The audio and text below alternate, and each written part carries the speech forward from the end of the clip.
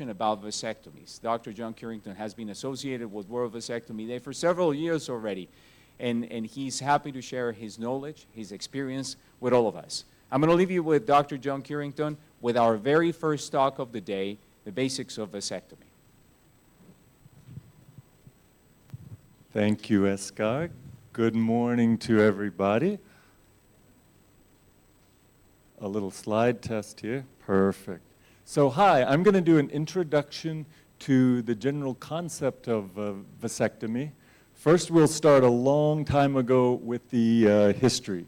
People have been pondering anatomy and male anatomy for many years. We'll start back in ancient Greece, actually in Asia Minor. Hierophilos of Chalcedon described the testes and scrotum in about 300 BC in his anatomic writings. Then we jump a few hundred years in the future. Rufus of Ephesus described, he was one of the first people to describe the vas deferens in his anatomic writings. We'll jump way forward into England, and there was an English physician and anatomist named Sir Astley Cooper. He described experiments with dogs. He was tying off various arteries, including the carotid arteries of dogs. Of course, he found that tying the carotid arteries was fatal. He also experimented in tying other structures and found out that tying the vas deferens in a dog did not cause the dog any harm. He kept the same dog that he tied the vas deferens in and found out that the dog stayed healthy. And he wrote in his notes, which are very interesting to read, that that same dog continued to mount other dogs, but no puppies ensued. So it's interesting to read about his experiments. Poor dogs, though. But very important that he noticed there were no puppies after he tied the vas deferens of his poor dog. We jump forward to more modern times. By World War II, in the US, vasectomy was accepted as a contraception method in men. By the mid-1960s in the US, physicians were doing about 40,000 vasectomies a year, and by current days in the US, more than 500,000 vasectomies are done every year. It's become quite popular. So what exactly is a vasectomy? It's a very simple surgical procedure for male contraception. We'll do a little bit of anatomy now. We'll go over the bladder, prostate, testis, and scrotum. The organ we're most interested in during a vasectomy is the vas deferens, which is the little tube that carries sperm from the testis to the prostate and seminal vesicles for ejaculation. We have the testes here and the vas deferens, the small tube. Very important to realize is that during a normal ejaculation, only a small percentage of the total ejaculate is made in the testis itself. Most of the ejaculate, most of the liquid is made in the prostate and the seminal vesicles. This is very important. We get this question a lot. What happens during an ejaculation after a vasectomy? When you snip the vas deferens here, you still get almost all of the liquid. It's essentially, you can't tell the difference. We say all the juice but no seeds. So during a vasectomy is just a simple process of dividing the vasa here. So the prostate and seminal vesicles still make all the liquid. So a vasectomy, it's usually done in a simple clinic. You don't need a formal operating room, and it's usually a quick and gentle procedure. This is me doing a vasectomy here. You see essentially no blood, no special clothing required.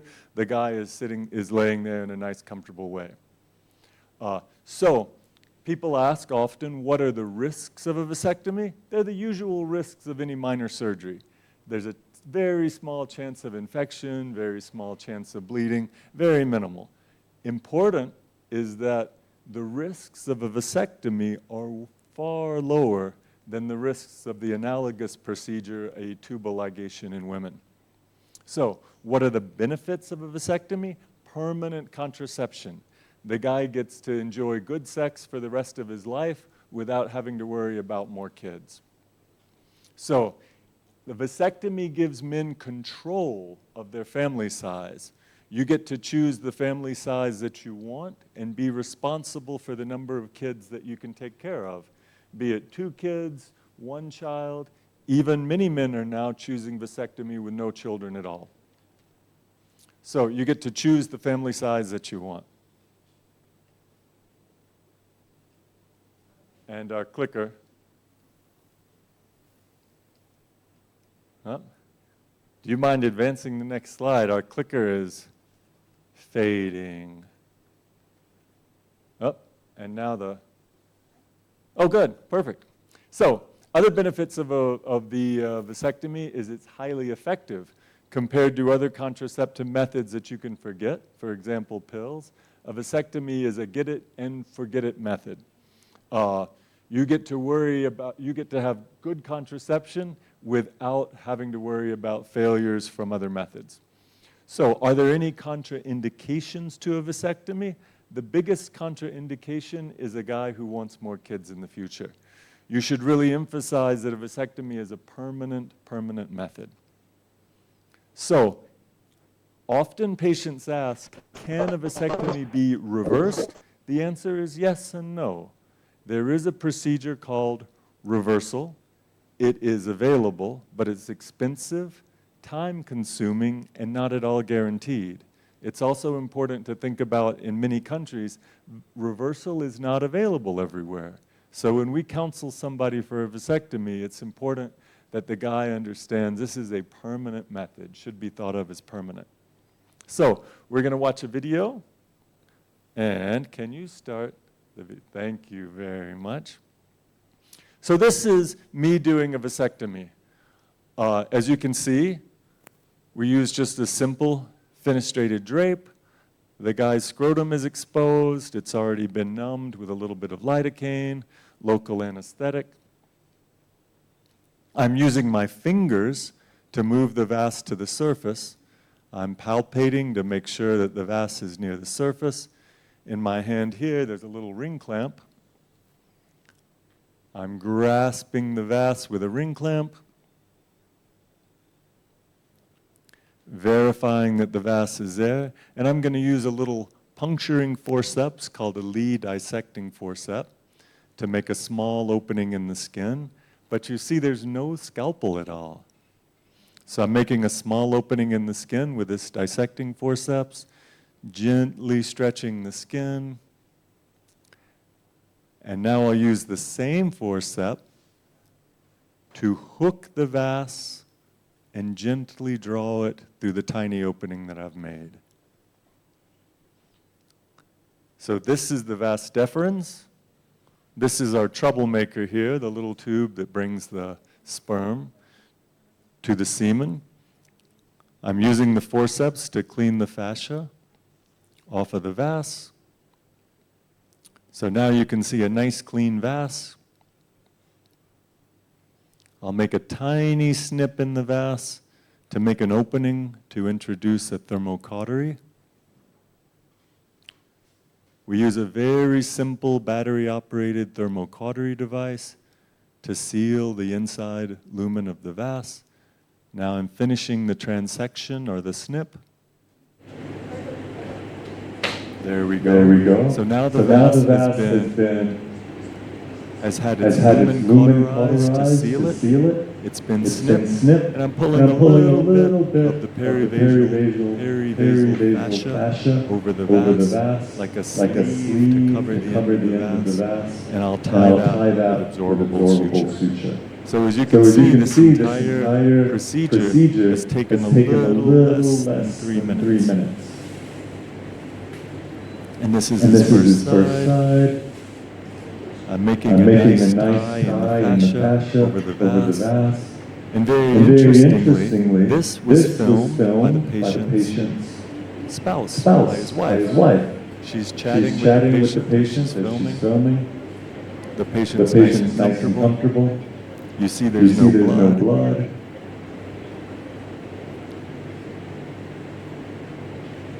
And there And there we we go. go. The final snip snip of the of suture. the suture. I'm going to I'm tug going to on the tug suture to make sure there's no bleeding at all. And what I'm And what doing I'm now doing is now is looking very carefully on both sides of the vase to make sure that there's no tiny vessel that's bleeding. I shake it around a little bit to make sure no bleeding, and then drop it, and we're done. So that was it. So this was an introduction to the concept of vasectomy. Oh, and by the way, when you're done, you can see the little puncture is so tiny, we don't even put a Band-Aid on. So I'm going to do the exact same thing to the other side. And now I'll pass the microphone to my colleague, Michel Labrec. And very good. Thank you very much, John. Good morning, everybody. It's a pleasure to be with you remotely from South America. And so we'll talk today about, we'll go on. So John introduced us to the concept of no scalpel vasectomy, or vasectomy in general. I will talk to you about the evidence we have about the technique of for making the best vasectomy ever. So the objective, as you can read on the screen, is that at the end of the session, you will be able to understand the importance of the vasectomy technique to first reduce the risk of complication and increase the chance that you have a successful vasectomy. But before we do that, I'll just tell you a little bit about the background from where I'm coming about vasectomy. I'm from Quebec, Canada, so my native language is French. It's not English, but I'm happy. As many of you in Africa, we're not speaking in English in our current life. I'm speaking French usually. But let me tell you the situation in Canada and in Quebec, the province of Quebec. In Canada, actually, in 2021, there were about 60,000 vasectomy done, and there were about 10,000 tubal ligation. So we've been doing in Canada 6 vasectomy for 1 tubal ligation. And the situation is about the same in Quebec, where they've been doing during the same time about 15,000 vasectomies and about 1,500 tubal ligation, which means that in Quebec, we do 10 vasectomies for 1 tubal ligation. And we estimate that 1/3 of men, 1 man out of 3, has been vasectomized by age 50. So it's very, very common. And here in the room where I am, I'm probably the only Canadian, so it's 100% that were vasectomized. This is my colleagues where I practice. We're 4 doctors, 1 urologist, 3 family doctors. And in 2022, we did about 4,500 vasectomies, and all of us have been doing more or less 1,000 vasectomy each. Now, let's meet a patient. Let's meet Joshua. And Joshua wants the vasectomy. So what in his mind he's looking for? He's looking for a procedure, a very small procedure that will bring in no pain, that will be done with no pain, no stitches, no complication, and no failure. This is what he wants from a vasectomy. And luckily, we have practice guidelines that have been written over the last years from Europe and from America, guiding us on the best techniques to do to give Joshua the best experience he should have. So, for a vasectomy that is evidence-based these days, for the anesthesia, we should be able to give the vasectomy with no pain. If you do a good technique for vas isolation to expose the vas, there should be no stitches on the skin and no complication. And if the vas occlusion is well done, as John showed us, the vas has to be cut, there would be no failures. So let's look about the anesthesia first. There are two methods that we know that can really minimize the pain. Is the use of a mini needle, a very, very small needle, about the size of a hair, or a jet gun, and I'll tell you more about that. So the mini needle is to use a very, very tiny needle, a 30 gauge needle. I just put the example of a 25 gauge, which is considered as a small needle, but frankly, a 30 gauge, when you see the comparison, a 30 gauge is very, very, it's much smaller. And with this little needle, you can decrease the amount of xylocaine that you need to do the anesthetize. You anesthetize directly on the vas. So you don't put a needle in the testis or something like that. You just anesthetize very, very locally. And I would say that probably if you do any minor surgeries, you should use the smallest needle that is available for you. And I just put a line to all the other needles, and probably a 30 gauge and a 27 gauge would be adequate. But usually in the hospital or in the clinics, you see 21, 22, 23. Those are pretty big needles for minor surgery, skin minor surgery. So try to stick to the lowest, the smallest needle possible. The other method is called the jet gun, called Matajet also, and this is injector with pressure. So you just put it on the vas and you click it, and the xylocaine goes into the vas. Actually, it's a little complicated device, but it's really a good marketing tool. If you go in Florida, you will see those signs everywhere on the road, and they say no needle. This is Dr. Doug Stein, a colleague of us, and he's using this technique, and it's called the no needle. And we have fairly good evidence that if you are mastering those either technique, and they give results pretty similar, that you can decrease the pain.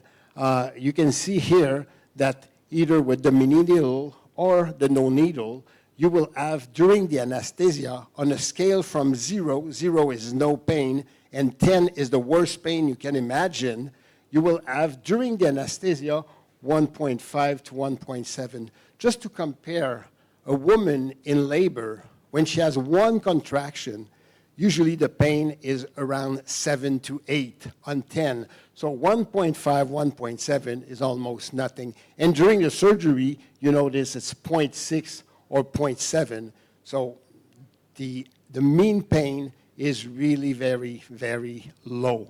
And when we were asking in the mini needle study, we were asking, what pain are you expecting? And the mean pain expected was around 3. So you can really decrease what patients are expecting. So you can see here 3.1. So you can really decrease the pain with a good technique, with a mini needle, number 30. How do you expose the vas now? So this is the classical technique where we are doing multiple tools and a scalpel. The opening was about 2 centimeters. That's one example. Here it's done with another instrument, which is called the Alice forceps. You were just digging into the scrotum to get the vas. Bleeding was common. You had to put some stitches. So that was the technique. It used to be in, I would say, in year 1960, to say something, or 1970. But now, all the guidelines are recommending to use a minimally invasive vasectomy technique. What it means is that the opening will be less than 1 centimeter, that you don't need to put a stitch on the skin, and there's a minimal dissection of the vas and perivasal tissues. And this is an example of not a minimally invasive technique. You see the opening are about 2 centimeters, and there are stitches on both sides. The technique that you can use now, and the most, I would say, the most studied minimally invasive technique is what we call the no-scalpel vasectomy technique, NSV. Actually, I have to tell you that no-scalpel vasectomy is a misnomer. It's not a real vasectomy. Vasectomy means to take out the conduct, okay, to take out the vas, vasectomy by definition. So, but we use it because it's easy to remember, it's easy to get the concept, but they're not really vasectomy technique. But when you talk about no-scalpel vasectomy, it's a technique to get the vas deferent outside, to expose it, and then to the occlusion. But this is the no-scalpel with the 2 instruments. This technique was invented about 50 years ago by a Chinese doctor, Dr. Li. And it was introduced in the United States around the 90s, and in Canada at the same time. So it has been around for a long time. But we know that it's the best technique to avoid the complication. You can see here the use of the two instruments with the no-scalpel vasectomy to expose the vas. And we have fairly good trials that have been done, studies that have been done, showing that you can reduce the rate of hematoma and infection. And all 3 studies, they have different, I would say, different mean to measure the outcome. But you can see in the SoCal study, this is the best study that was done. It went from 12% to 2%, and infection from 1.5 to 0.2. And with the no-scalpel vasectomy, you don't need any prophylactic antibiotic with this technique. So let's see an example of how you can get the vas. I'll just check if we can start the video. It seems that we won't have a video, but that's fine. We saw John showed the video, and it, oh, you got it. No, it's not. Okay, we'll go on with that. So we'll go at the vas occlusion. Now, the vas occlusion, this is the determinant of if the vasectomy will be effective or not. And I just show you here, don't read that, please, but just show you how many different techniques that have been proposed to occlude the vas. It goes from dividing and separating the vas, crushing the vas, blocking the vas, and those can be combined or not with different failure rate. And how do we measure the failure rate? You do that with a microscope. You do the occlusive failure rate, so you will see if there is some sperm. You can see at the beginning there are millions of sperm, and then 3 months after, you have few sperms, and after 6 months you won't get any sperms. You have to understand, as John explained, that most of the liquid comes from the seminal vesicule and the prostate. So, and the seminal vesicule are like a labyrinth. So it's a reservoir, and it takes many ejaculation before you ejaculate all the sperm. The dogs don't have a seminal vesicule, so after 1 or 2 ejaculation, they're done. They're sterile. But in men, unfortunately, we have to wait for 20, 30 ejaculation before we can consider ourselves sterile. So this is the easiest way to measure the efficacy of the vasectomy by looking at the number of occlusive failure with a microscope. The other mean is the contraceptive failure which is an unplanned pregnancy, which is pretty rare, but, and it's hard to measure because it's not on the man.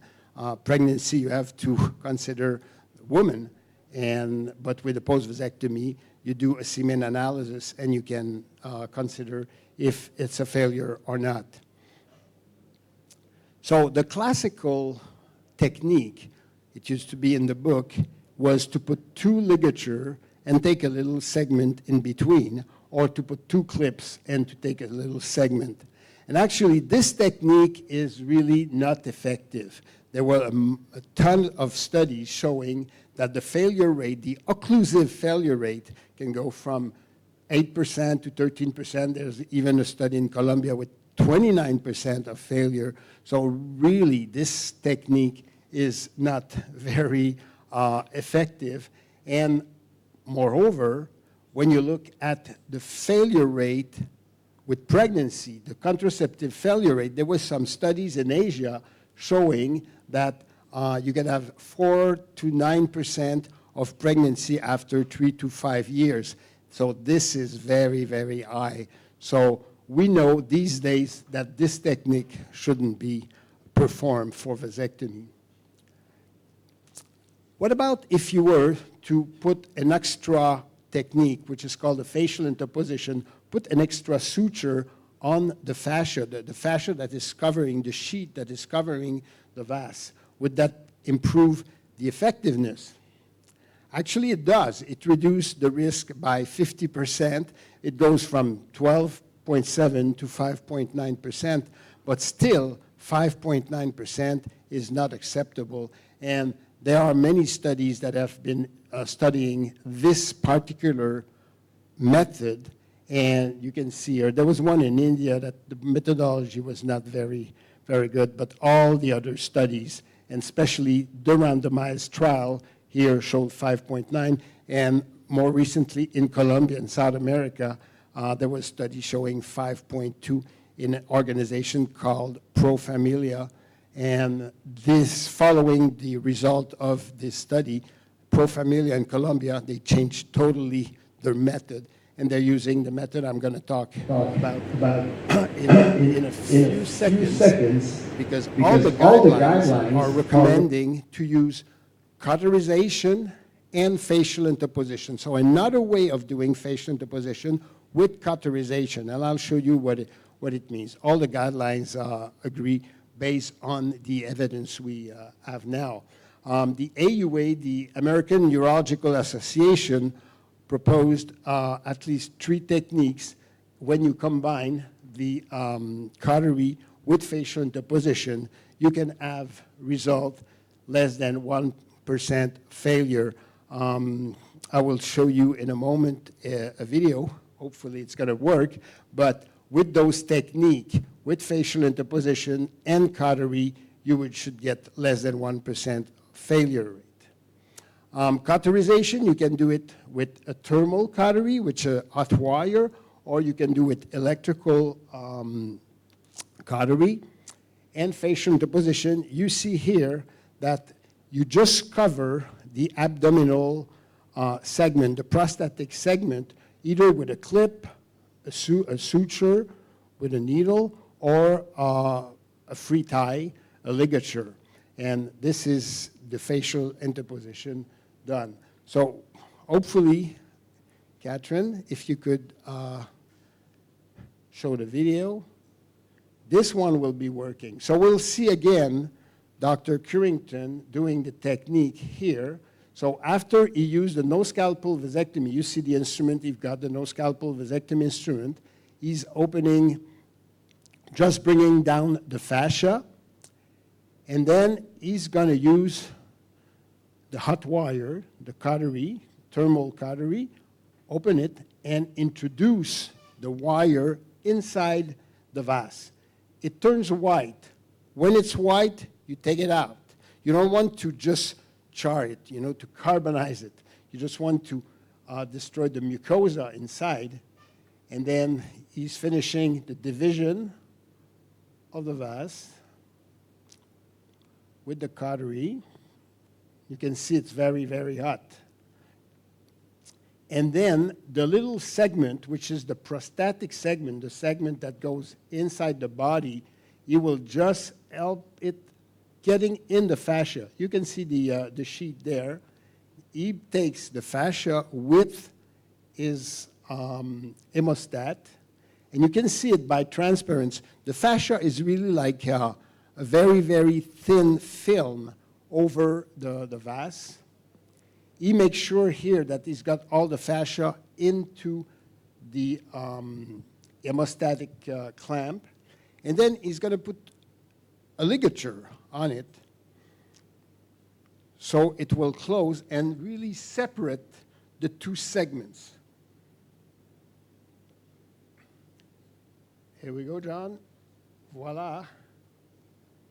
You see, so the first ligature is just going to complete with a few more knots on it.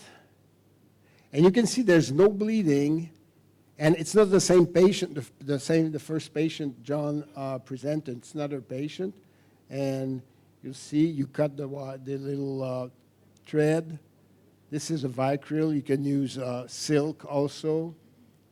And in Canada, I'm using a metal clip, but it's basically the same thing. So he's going to check if there's no bleeding, if everything is fine, you see. And the patient, he talks with the patient. There's no pain. The patient is happy, as you can see here, and it's done. So for the vasocclusion, the type of occlusion method you're using is very crucial to occlusive and contraceptive success. And combining cauterization and fascial interposition appear to be the best method now we have available. So why is this man smiling?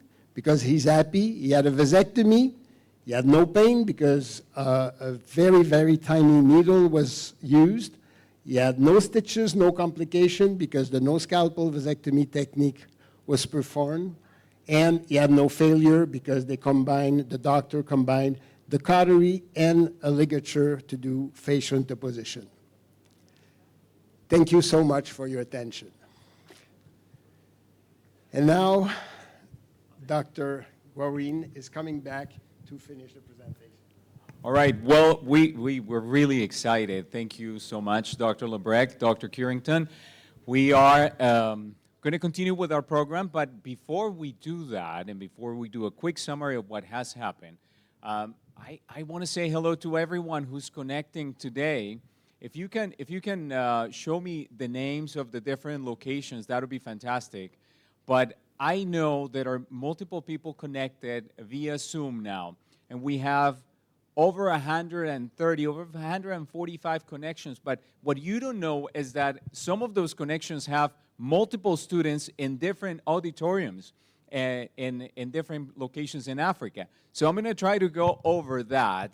So Gulu University, please say hello, everyone. Just raise your hands, Gulu University, and just to, there you go. Emmanuel, I'm just trying to read everything here. My apologies, because my eyesight is not perfect, but I want to go, oh, there you go. This is much better. I can see that. Gulu University, let's just go with everyone.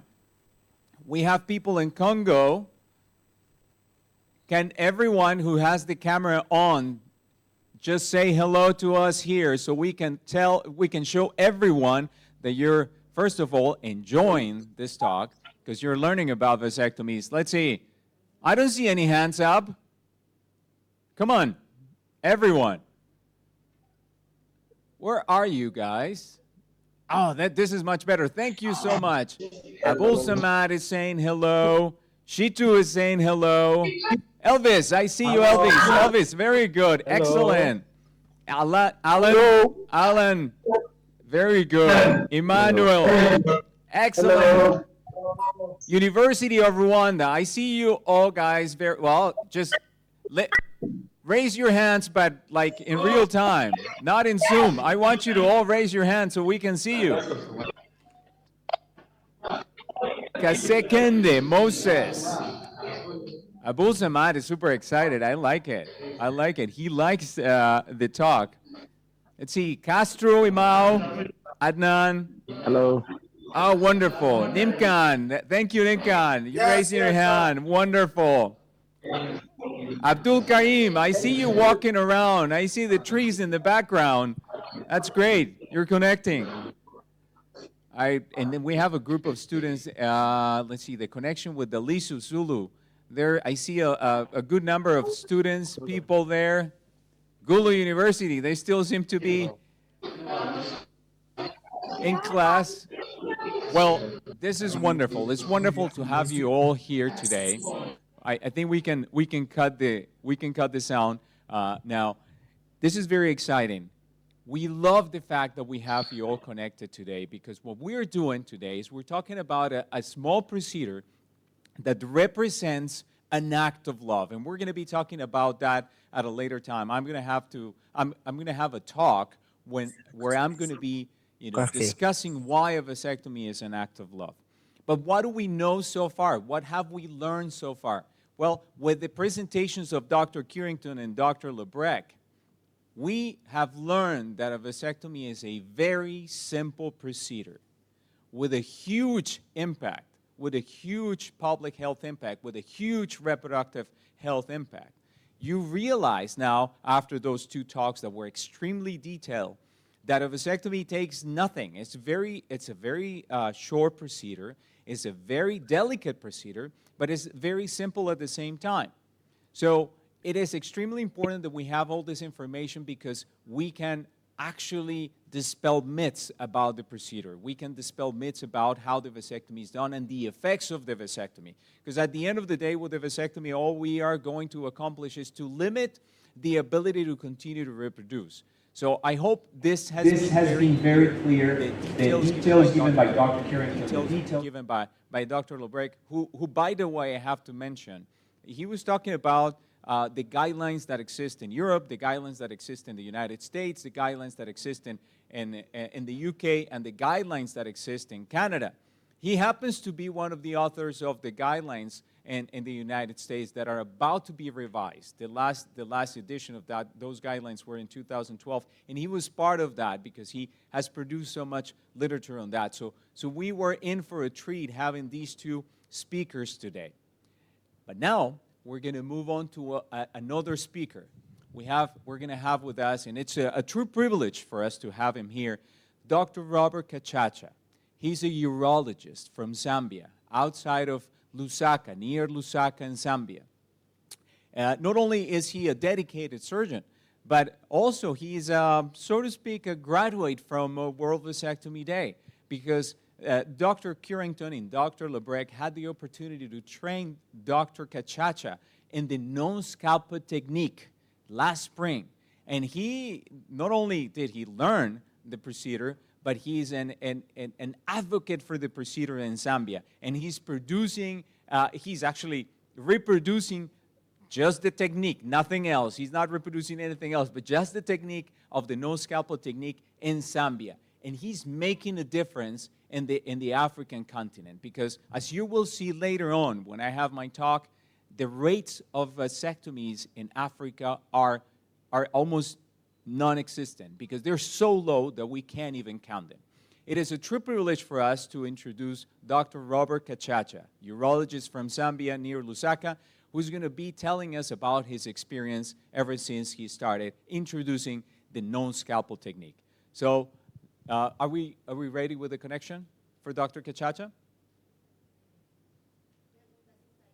Oh, Dr. Kachacha, are you connected with us? Well, you can imagine, our apologies, but as you can imagine, we're connecting from South America, from deep south in Bolivia, and we're making a connection all the way to Zambia, so on the other side of the world. So sometimes there are a little bit of glitches that are out of our control. But Dr. Kachacha, can you hear us? Yes, I can get you. Oh, wonderful. Good afternoon. Thank you so much. Good afternoon. I'm assuming it's afternoon there. Yes, not evening yet. Thank you for being with us.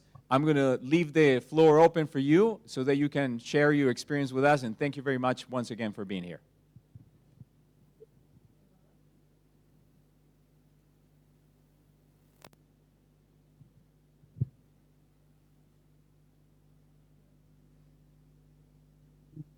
Yeah. Oh, nice.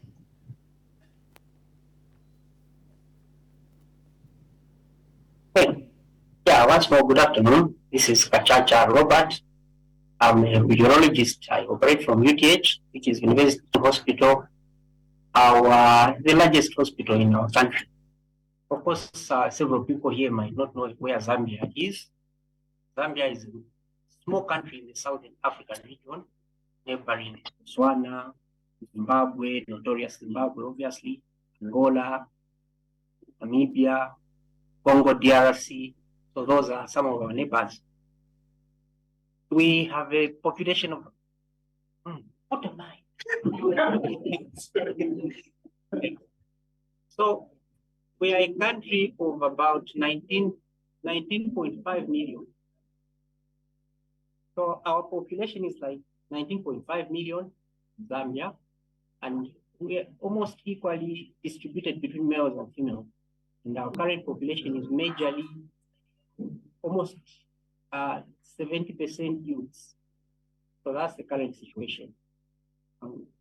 The situation about the family planning in Zambia has been such that it has been more towards women. Male involvement in family planning has been very reduced, and so we haven't seen a lot of men seeking or getting involved in family planning, unless, of course, maybe using a condom. Okay, so unless, of course, when it comes to using a condom, that's the one form of family planning that men have been using a lot. Yeah, more, and that has been more promoted because of HIV, because our country at some point in the early or in the mid 90s and early 2000s, Zambia was hard hit by HIV/AIDS. So we had a lot of condom promotion, and condom then became a family planning method that a lot of people decided to use. And that is being taken up quite a bit. And as for pertains to family planning, a lot of people in Zambia have heard about it. So you hear that about 97% men and like 99% women have heard about family planning, and they would want to use a form of family planning. Of course, a lot of people, because our country is full of youths, a lot of people don't want to use a permanent method, and they would prefer these other hormonal contraception and barriers, like I said, condoms. But those that have reached a satisfied family size, they want to use a permanent family planning method. Unfortunately, there have been a lot of myths around the vasectomy. That's why if you look at our numbers, you find that we have like 500 times the number of PTOs compared to vasectomies. And I'm talking about the recent past. So PTOs, bilateral tubal ligation, is very common. A lot of our men know about vasectomy, but they don't use it. So a lot of women use a tubal ligation, which is, of course, more invasive compared to a vasectomy. The reason why vasectomy hasn't been taken up very commonly by our men is because of the myths around it. So a lot of people carry a lot of myths, and some of them could even be health workers. So there are myths like, of course, after vasectomy, you're not going to get an erection. There are myths like after vasectomy is done, then you lose your macho as a man. You cease to have that age to do what men do. You can't grow a beard. You are going to be singing soprano. So men avoid vasectomies for those reasons. And also, men are sort of very in our setup. I'll talk about our setup. Men don't take up a lot of issues to do with their health. In our setup, if a man is coming to the hospital, most of the time, then he's very sick. Men don't seek health services when they are feeling fine. And men in Zambia believe family planning and anything to do with birth control is the preserve of women. So for that reason, men haven't taken it up. But now we are seeing a small shift with a lot of hard work that is being put by some partners that we are having around in Zambia, like WVD. So we are having a shift. We are having women who come to who want to ask about vasectomy and want to do vasectomy. As recently as the mid, somewhere around 2015, we had only 7 people per year who did vasectomy, the whole country. But now we are doing a bit more. We were doing the open method then, but now we have migrated to the non-scalpel vasectomy, and the numbers are looking up. I think also word of mouth. A few people that have done the non-scalpel vasectomy have gone out and have spoken to others, and so we are seeing a bit of shift. And World Vasectomy Day is also putting in a lot of work, so we are seeing an improvement in the numbers of people that are doing vasectomy. I had the privilege, like the presenter said, at some point I was a trainee of Jonathan and Dr. Michelle, Professor Michelle. So I have migrated to the non-scalpel vasectomy myself. I think in Zambia I'm doing the most vasectomies, non-scalpel vasectomy, and it has been a good thing because previously with the scalpel method, it was a bit difficult to have a complication or two. It would be difficult to do one vasectomy, take longer, then the client would have to take a longer time to heal. But with the new method that we are using currently, we are having people come all the way. Like recently, we had some people coming all the way from Botswana, driving, which is a neighboring country, come to Zambia and benefit from the non-scalpel vasectomy, which is a plus. So we really thank World Vasectomy Day for the way they put in, make sure that we have this scheme. The doctors in Zambia mostly are doing other doctors are doing the scalpel method. When Jonathan and Professor Michelle came, we were the 3 of us, 3 doctors that were trained, plus a few colleagues at Mary Stopes. And those are the ones that are known to do the non-scalpel vasectomy. I don't know about their numbers. We haven't compiled because unfortunately I didn't know we were having this presentation, so I was just caught unawares. Yeah, so no wonder you can't see any presentation. This just came up a few minutes ago that a dog will have to be given. Yeah, but initially we were doing the scalpel method even ourselves, but the 5 of us that were trained have migrated to the non-scalpel vasectomy, and it is more agreeable, it is much more accepted by our patients, our clients, and it is after we migrated to this, we are seeing our numbers going high. So I anticipate, we hope, and we look forward to the numbers growing even more, because we have a situation where women are doing their PTOs like 500 times more. So that has always been a concern, because men are supposed to also give it an input to this form of permanent family planning.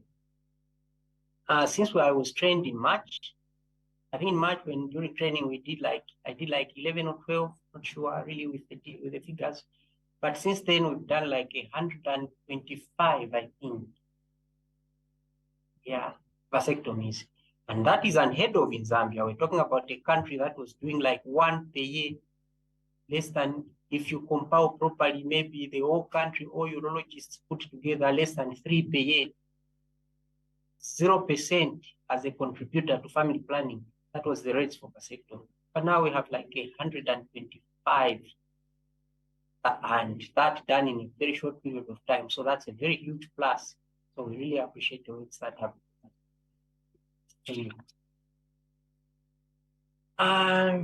It's been a nice experience, like I've said, that we are doing the non-scalpel vasectomy. There's a lot of appreciation. Complication rates are smaller, fewer. So it is really, really a plus that we are doing a lot of work, and we hope that WVD and all the other participants or other good meaning people are going to continue supporting us, and with support, I'm sure that the acceptability of non-scapular vasectomy is going to be very good. Thank you very much. I don't know if there would be any questions that would want to be addressed.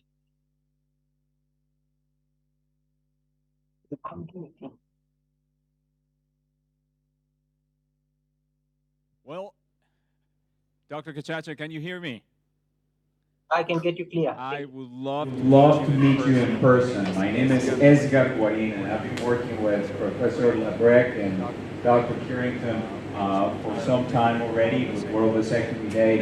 And I have to tell you that listening to what you share with us personally gives me so much joy, because when I see you, I only can see an agent of change, because that's exactly what you're doing. You're generating a change. And let's just all remember that what World Vasectomy Day is trying to do is not to get every single man on the face of the earth have a vasectomy. It's not that.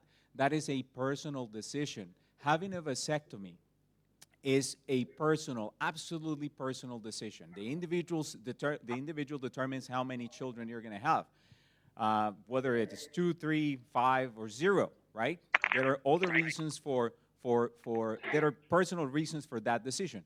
But what we want to do is that when people think about limiting their fertility, they think about this method as the ideal one, because the alternative, which would be a tubal ligation, seems a little unfair when those individuals with a uterus, when female individuals have been putting up with so much in reproduction.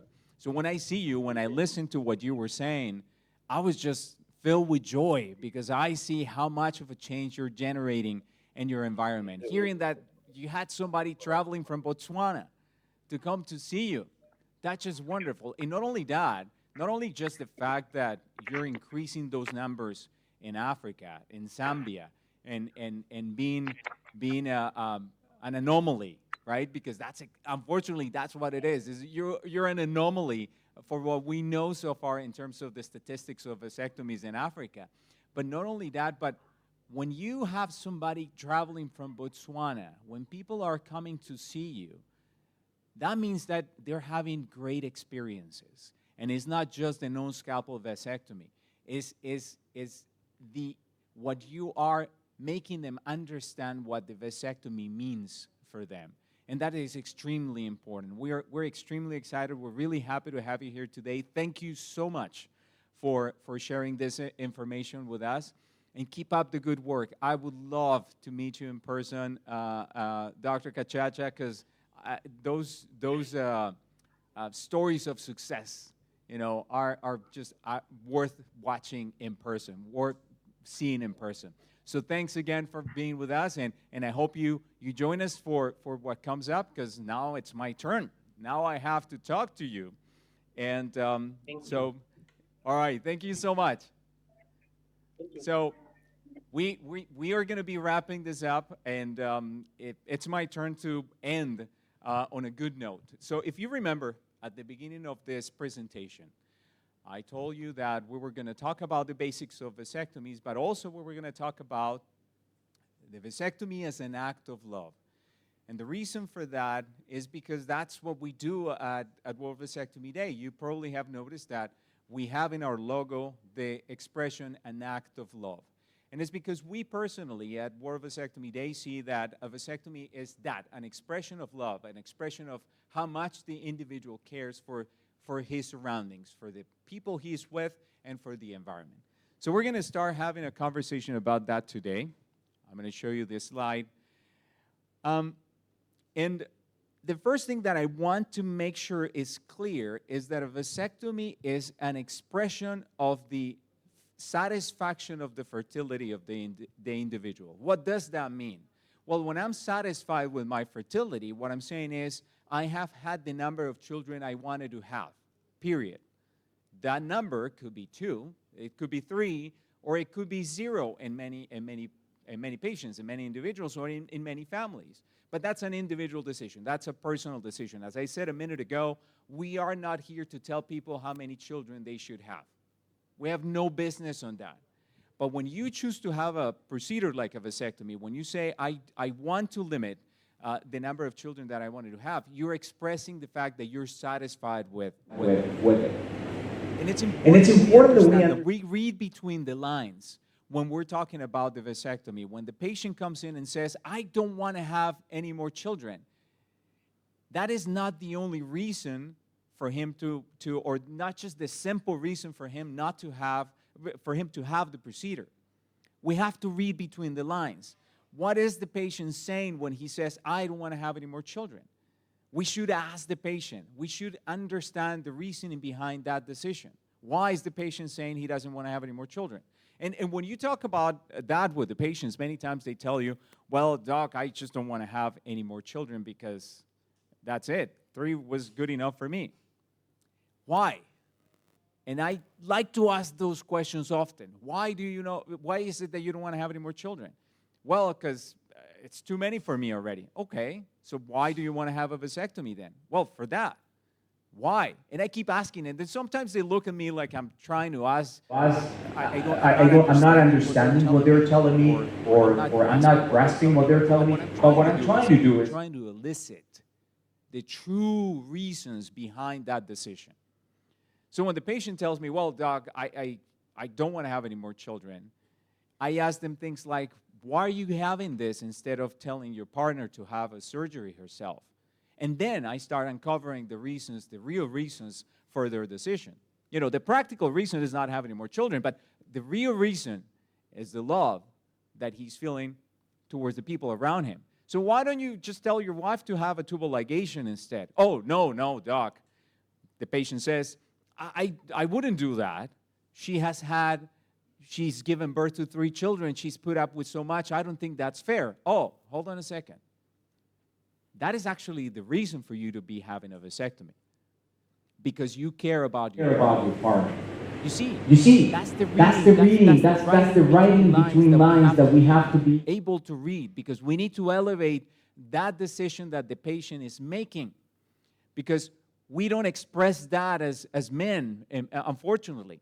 And we need to bring it up so that we can elevate the reasoning behind that decision that the patient is making. Sometimes the patient says, well, doc, I have 4 children or 3 children, and I really, with what I'm making with my job, if I have another child, I love children. I would love to have many of them. But if I have another child, that might mean that I'm not going to be able to give the children I have what they need, because I'm going to fall short with my resources. So what is the true reason then at that point? Well, he's doing the vasectomy for the love of his children, because he wants to be able to allocate the resources that he has in a more appropriate way, in a fair manner for their children. You see, it's not just not having children.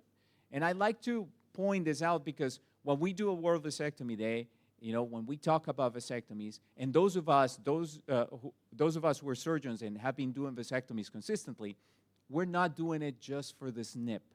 We don't do vasectomies just for the snip.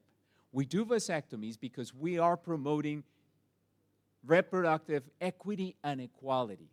We're going to see, and we're going to go to the next slide, because otherwise I'm going to stay in that slide permanently. Let's see if it works here. Nope, now we can move to the next one.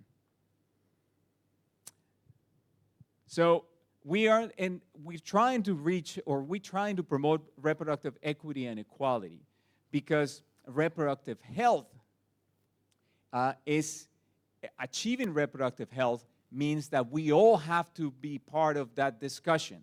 So just to give you a reminder, according to the World Health Organization, reproductive health is defined as the state of complete physical, mental, and social well-being and everything that is related to the reproductive health system. The purpose is to have a sex life that is satisfying and safe, one where we can actually express the freedom that we have with our sexuality, the freedom of reproduction to determine when we want to reproduce and when we want to stop reproducing, and where we can enjoy our sexuality. Let's just move to the next one, please. So for that reproductive health, it is fundamental that we have access to contraception. with contraception, the access of contraception timely allows for that sexual and reproductive health to be accomplished. So when we have that access to contraception, we will impact several aspects of the life of the individual. So when there's appropriate access to contraception, the maternal risks, the morbidity and the mortality that happens during pregnancy and childbirth is reduced. It is estimated, according to United Nations, that approximately every year 287,000 women die due to complications associated with pregnancy and childbirth. When there's adequate access to contraception, when there's appropriate access to contraception, those maternal deaths are reduced. So when we have access, and I'm not saying that it's just vasectomies, but when women have access to IUDs, birth control pills, when there's appropriate usage of condoms, no less women die. So the impact is huge. There's also impact in child mortality. We know that when there's adequate spacing in between the children that we have, we reduce the mortality, the infant mortality. And it's a massive change just by being able to space them a little longer. We know that, according to United Nations, that the infant mortality rate it's reduced by 60% when instead of having a child within less than 2 years of the last child that we have, we wait another 1 more year or at least a couple of years. That is, if a child is born and within less than 2 years another child is born to the same woman, to the same couple, the chances of dying are 60% higher than instead they were waiting 3 to 4 years. And that's a massive change. And you accomplish that with effective and successful access to contraception. Contraception is a human right, because if we are reducing, let's go back. So if we're reducing maternal risks, maternal morbidity and mortality, infant mortality, we're preserving life. Therefore, access to contraception is a human right. It increases the welfare, the well-being of communities, because it supports the health and the development of the families, and therefore the development of communities. And finally, it actually allows the empowerment of all the actors in the process of reproduction. Let's just move on to the next slide. So let's talk about now that we were talking about the impact of contraception, let's look at what happens around the world. And we're going to compare apples to apples, because we're not going to talk about the fact that, yes, there's access to IUDs, there's access to birth control pills, which, by the way, the vast majority of birth control methods, as you very well know, are oriented towards females. And we'll talk about how that probably doesn't make a whole lot of sense when we talk about the vasectomies. But we're going to compare permanent methods of contraception, because that is the apple-to-apple comparison I was talking about. So when you look at female contraception, and you have the slide on Zoom, when you look at female contraception, it is estimated by United Nations that 219 million women of reproductive age reported, depending on a female sterilization, that is a tubal ligation, for their contraception. During the same time, and this is back from 2019, only 16 million women reported depending on a vasectomy for their method of contraception. If you see that the ratio, the difference here is that for every woman who depends on a vasectomy, there are 10 women depending on tubal ligations, which might make you think that there are more vasectomies, more tubal ligations done per vasectomy, which allows for a huge gap in the participation of men in contraception. That is telling us that men are not participating when it comes to a permanent decision with contraception. We're not participating as much as women do. And it seems a little unfair because just remember the fact that once we hit puberty, we all become fertile. But there's a huge difference here. When a woman becomes fertile, she becomes fertile when she hits puberty, but she's fertile how many times a year or how many times per month? only one time. And for how long? For 24 to 48 hours, because that is the half-life of an ovum, of an egg. Whereas when men become fertile, we become fertile at the time we hit puberty, and we're going to be fertile for the rest of our lives. Yes, we might have slow kind of cricket sperm at age 80, but it still is going to be a sperm capable of causing pregnancy.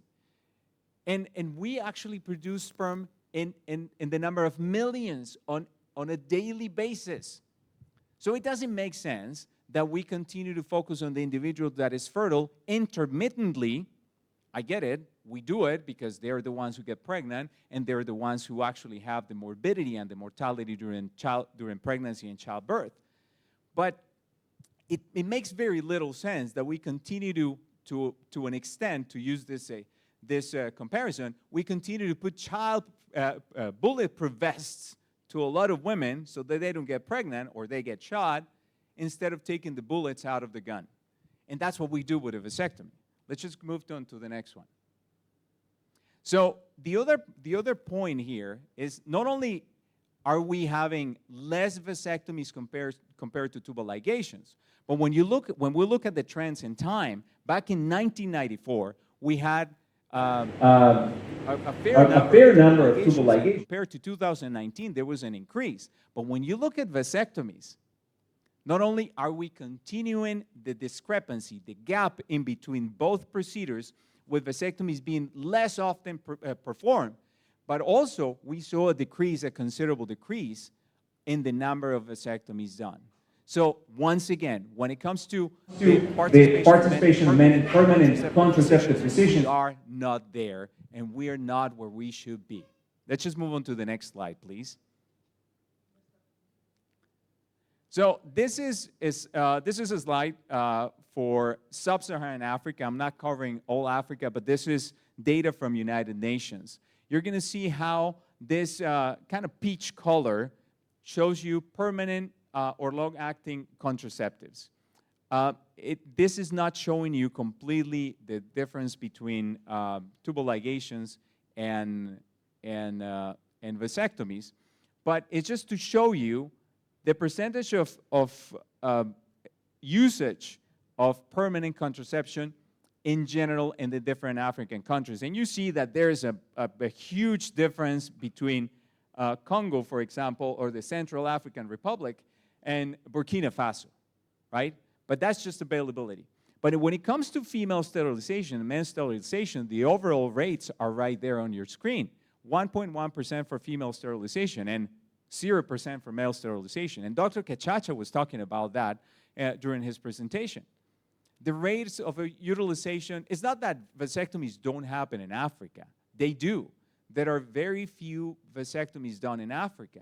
And we have the anomalies, or the anomaly of having Dr. Cachacha, and we have Charles Ochieng in Nigeria, too, doing vasectomies. Those are anomalies that we know of. But the problem is that there are so few compared to the demand or compared to the need that is not satisfied that we cannot even count them, and they don't even make a 0.1%. When you look at the data, perhaps the country with the highest rate is South Africa, and it doesn't make it to a 1%. So there's a lot of work to do in the African continent, and it's not just there, it's everywhere, because we want to increase the number of vasectomies. But speaking specifically about the African continent, there's a lot of work that we still need to do. Can we go to the next one? So we learned already about this. A vasectomy is a simple procedure. It's done in the office, local anesthesia. It is indicated when the families and individuals are satisfied with their fertility, and it's an efficient, cost-effective alternative.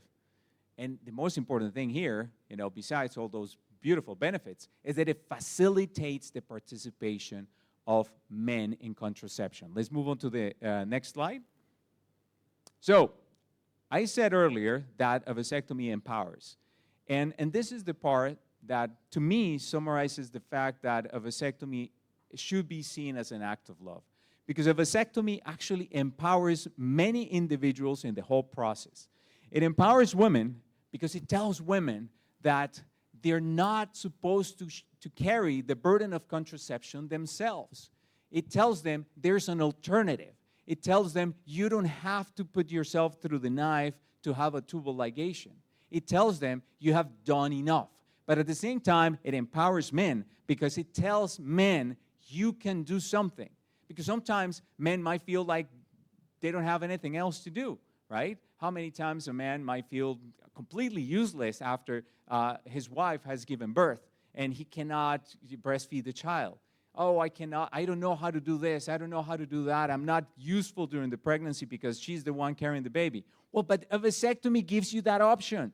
The vasectomy gives the man the option of saying, you know what, I'm here not just for procreation, but I'm also here for contraception. And I will do this. And as much as this causes me a lot of anxiety because I don't want anybody touching my scrotum, I'm going to do it.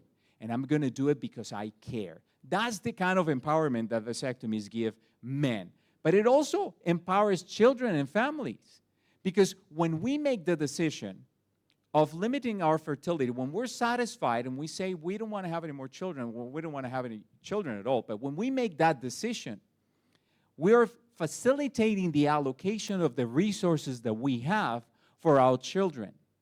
We can distribute those resources that we have in a better way. And don't get me wrong, I'm not talking about money. I'm not talking about the ability to feed our children, which is absolutely basic and important, or clothing them, or sending them to a school to be educated. That is extremely important. I'm also talking about the emotional and social resources. When we have a certain number of children, whatever number we have decided, we have to think about whether or not we have the emotional resources also for them, the social resources. We don't want to get our the youngest child cheated on because he doesn't or she doesn't get to spend time with his dad or his mother. We want them to be able to spend the same amount of time or the same quality of time that the oldest child spend with his parents. So that kind of empowerment is what a method of contraception like this one gives to the family. And it finally even empowers the environment, because there are individuals who say, I don't want to have any children at all. I don't want to have children because I don't feel it is important for me to have a biological child of mine. Instead, I want to adopt somebody. That's a wonderful expression of love.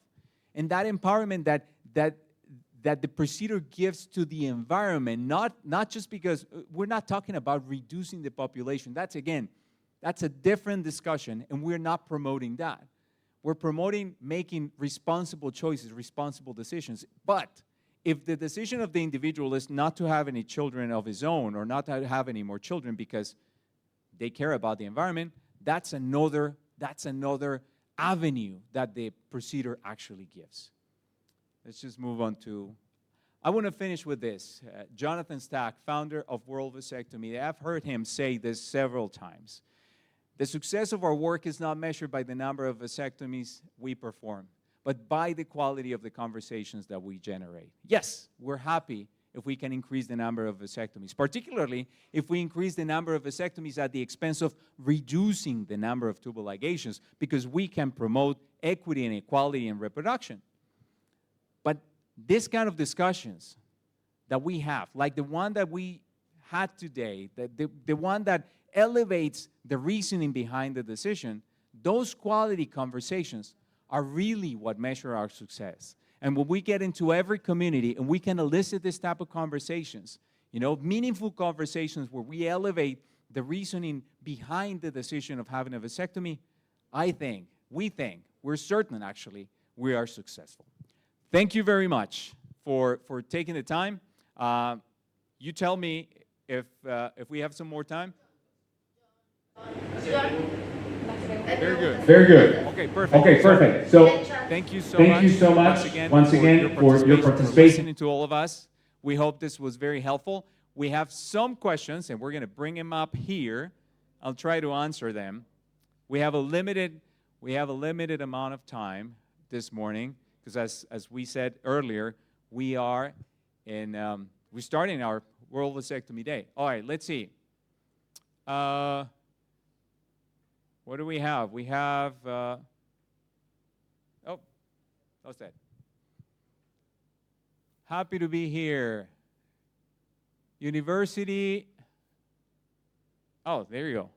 Thank you so much. University of Ibadan, Nigeria. It's an honor to be here. Adebisi, thank you so much for being here. We're in Rwanda. Hello. Great. Nigeria, University of Ibadan. Once more. Habayo, hi fellows. Dayo, in Nigeria. Awesome. Wonderful. Emmanuel and Sorority University in Uganda. Josue, or Josue, I would say that as a Colombian myself. University of Rwanda, hello. Kenya, Maseno University. All right. I see a lot of people saying hello. Let's just try to scroll down and see if there's any questions. Oh, and if anybody has a question, just raise your hand and using the link at the bottom of the screen, you can actually raise your hand and ask the question. Let's see. There's so many of you out there. That's why I'm having a hard time with this. We're having a hard time with that, which is a good problem. But there's so many of you. This is absolutely wonderful. This is exciting. Who has, oh, there's somebody here. Oh, Somaliland. Look at that. Over there? WD Zambia. Yes, let's do. Up there. You can open your microphone, and then you can ask your question. Let's see. Hello everyone. Hope you can hear me. Yeah, we can hear you. And my apologies for not saying Somalia. I didn't mean to butcher the name of the country. I actually thought it was a location. I thought it was a location in Somalia. My apologies for that. All right, so what's your question? Adnan.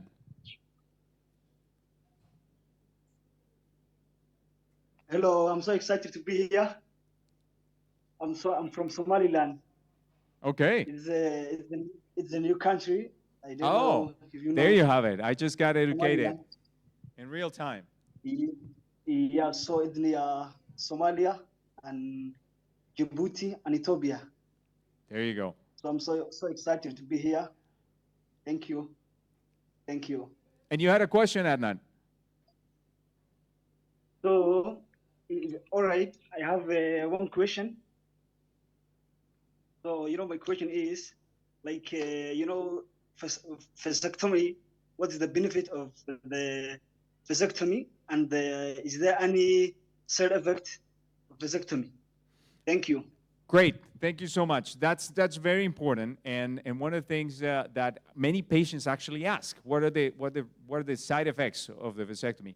The side effect of the vasectomy is actually the intended effect. It's just not being able to generate a pregnancy in the future. But everything else, and I'm going to be very specific, in terms of the sexual performance of the individual, there is no problem. There's no change, right?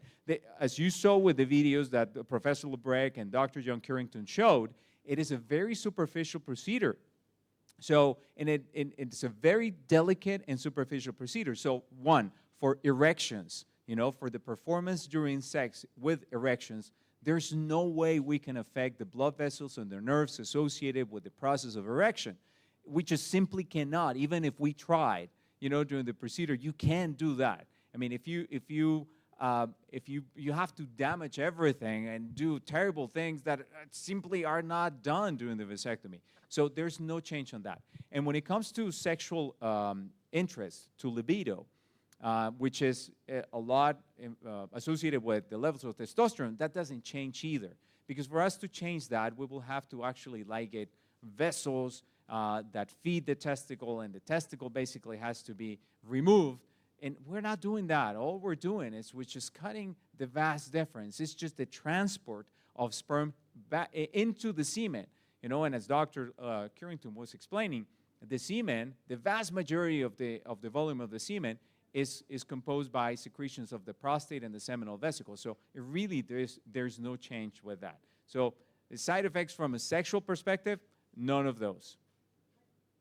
Any other question? Doctor, this is WVD from Zambia. We've got some questions. Wonderful. So the first question is here. Okay. The first question, Doc, is after vasectomy is performed, obviously the sperms are going to be absorbed by the cells. I was wondering, we have a situation where the reabsorption of the sperms causes complications like cancerous cellular growth or a lowered spike of the testosterone. And the second question is with regards to the nerves that are bundled around the vas deferens when we peel off the fascia. We have issues where we end up injuring some of the nerves, which might cause permanent pains over a prolonged period of time. Well, I'm more than happy to answer those questions if you guys want to intervene. But the first question was what happens during the recycling, basically, of the sperm. So there are two things that can happen there. Certainly, the immune system is going to react. And the way we do the procedure, as it was described by Dr. Lebrecq, is leaving the testicular end open. We do that with a purpose. In theory, what we want to do is we want to avoid that there is increased back pressure into the epididymis that could lead to some congestion and discomfort, which is not a big deal, but it's uncomfortable, and we don't want the patient to feel uncomfortable. So we leave that open, and therefore, there's going to be leaking of the sperm that is being produced into the scrotum. Certainly, as you can imagine, the immune system is going to say, you're not supposed to be here, and as we all know, the immune system doesn't ask questions and shoots later. No, the immune system actually shoots first and then asks questions later. And what happens with that is that the immune system is going to attack the sperm as it normally would do with any foreign object.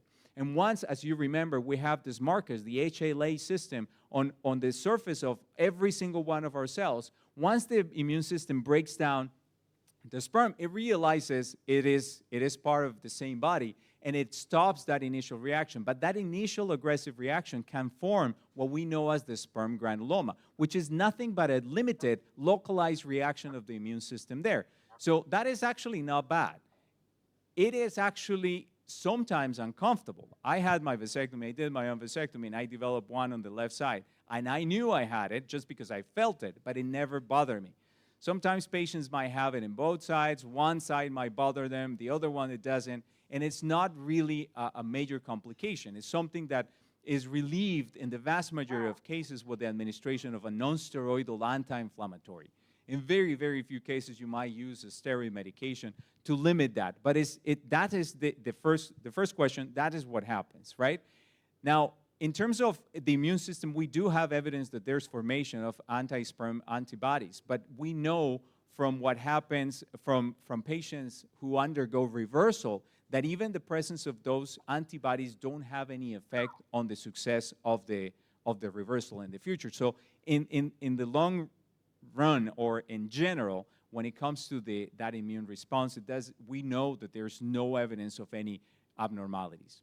You were talking about the nerve endings, and you're right. That's why there could be a damage on the nerves that could lead to chronic pain on patients. That is why it is so important to do a minimally invasive approach, because the minimally invasive approach, like the one that is done with the non-scalpel technique, reduces considerably the trauma that is caused to those nerve endings that we just don't see. I mean, as you can imagine, we have a massive, dense network of nerve endings everywhere. And around the fascia, there are some nerve endings. But if you do a lot of trauma, if you don't do this technique with the finesse that is required, obviously you can cause that. But that's exactly why we are promoting, we talk about having this. The rates of chronic pain that cause dysfunction to the patient are so low that that's not a concern. Well, they're telling me to cut it.